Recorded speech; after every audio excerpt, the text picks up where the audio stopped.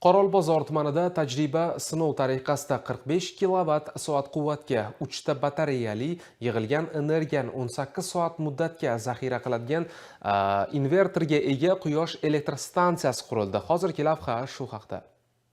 Qorovulbozor tumani kengliklarida g'alla va paxtachilikda ilg'or subyektlardan biri bo'lgan Zamir Amon fermer xo'jaligi 160 million so'm evaziga 11 kilovat soat quvvatga ega muqobil elektr energiyasi manbai, ya'ni quyosh elektr stansiyasiga ega bo'ldi.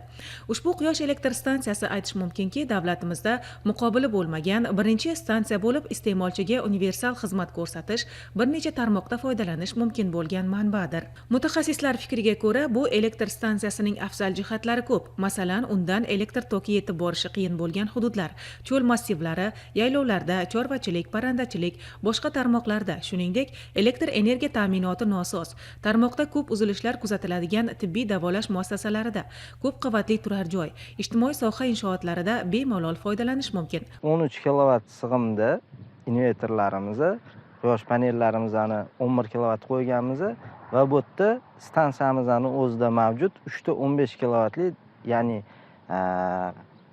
umumiy hajmi 45 kilovat bo'lgan batareyka sig'imimiz ham bor.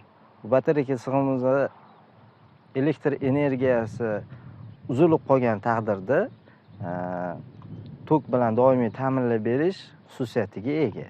Mazkur fermer xo'jaligiga o'rnatilgan bu elektr stansiyasi xizmat ko'rsatish muddati 10 yilga mo'ljallangan bo'lib, uni qurishga umumiy qiymati 160 million so'm mablag' sarflangan.